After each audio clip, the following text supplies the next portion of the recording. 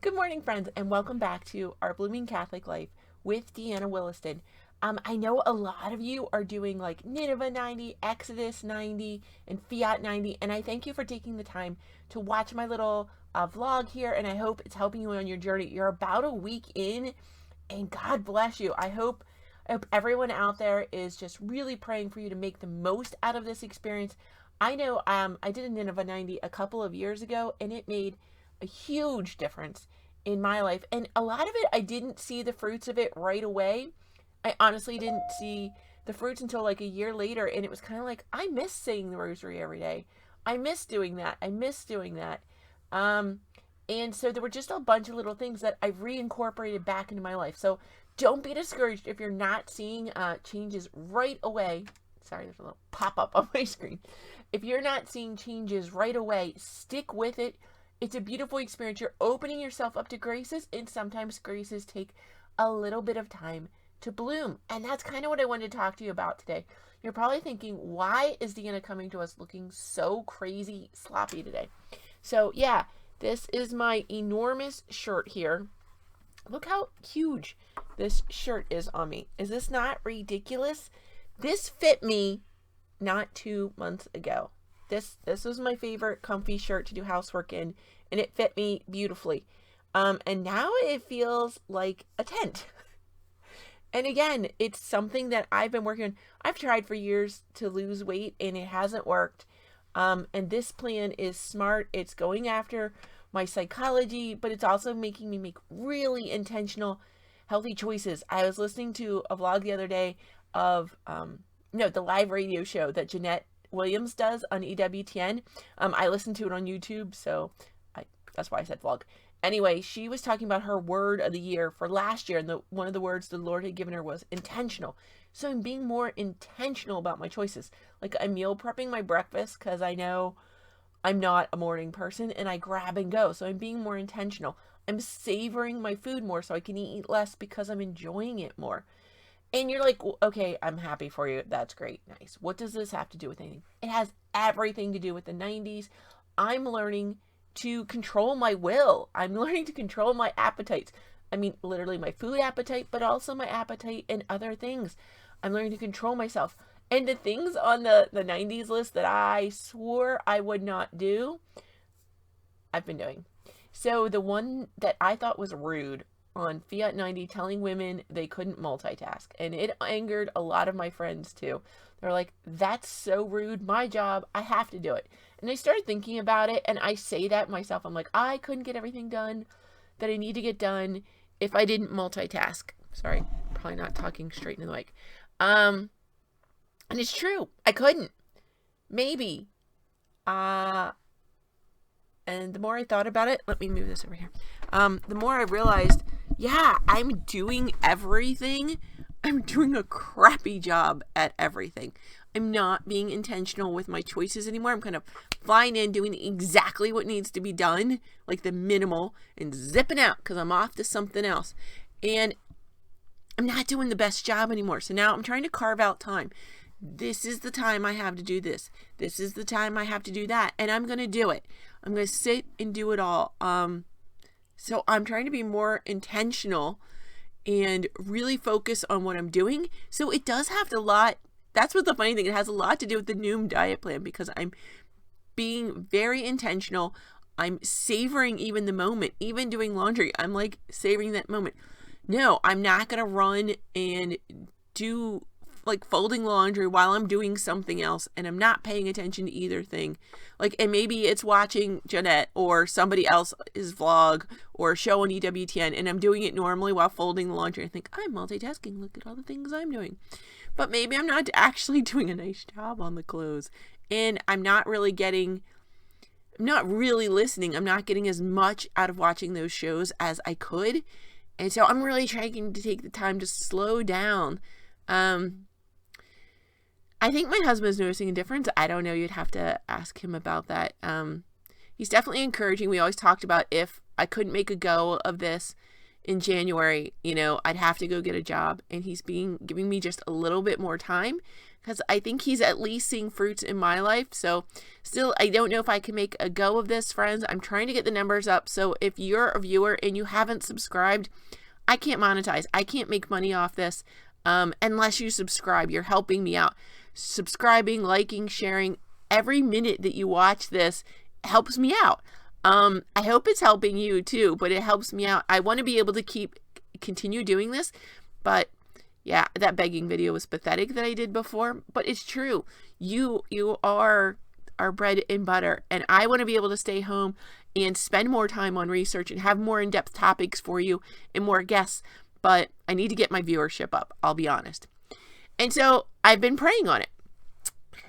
The rest of the practices, I won't tell you what I've been doing, but a bunch of the practices from the 90s have really, the ones I said I absolutely would never do, I've been trying them. I'll show you that list real quick, but I'll also link the video for that maybe. So there's the little list, and I'm going to try and link the video right up here. Okay, so some of the other things that have been going on, I want you to take a look. Whether you've done a Marian Consecration before, or renewed it before, or done these 90s, what does your spiritual life look like? There was one night my friends and I were at a retreat, and we stayed up late at night and talked about, we've known each other probably for about 10 years, and we talked about us 10 years ago and us now, and we're like, who are we? Like, would we even recognize the people we were even just 10 years ago? No, I am such a different person. I think it's a really great thing. But like, those old clothes no longer fit, and it's just kind of funny to look back, those old habits and things that I did. Like, I can't even believe I drank diet soda. 10 years ago, did I ever go to adoration? Like, it's so weird. And so you may not be seeing the fruits of it yet, but this is one of the reasons that we encourage you. You don't have to do the 90s every year, but the Marian Consecration, renewing it every year, this is why it's a big deal, because you're kind of checking in with yourself. How am I living my Marian Consecration? Because it's not a one and done. So I want to let you know, this week, Jeanette is having it on. So if you go to Women of Grace, not 100% sure. It's on at 10 or 11. Oh, it depends on where you live, what time it's on, right? So go to EWTN. It's on in the morning. I think it's on again really late at night.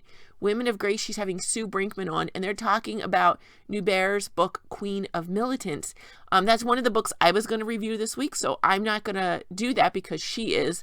Absolutely go watch it. It's a beautiful, beautiful book. Lots of different religious orders actually draw from Nuber's writings. You've got the Maronists involved. Franciscans love him. I think Carmelites love him. So he's pretty across the board. So give that a shot. Look at that. Look at what Marian Consecration is and what it means to live a Marian Consecration.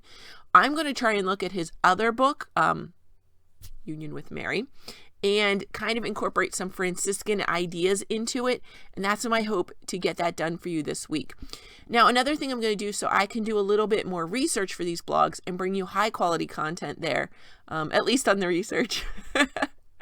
I'm going to try and do like 3 really high quality researched videos, theology wise, practical theology for you every week, and maybe have 1 or 2 fun videos that are either silly ones with my animals or ones with my reluctant husband. So right now we've been filming Almond Bowl 1, or you can call it Almond Bowl 2020, which is my husband's quest for a healthy, flavorful snack.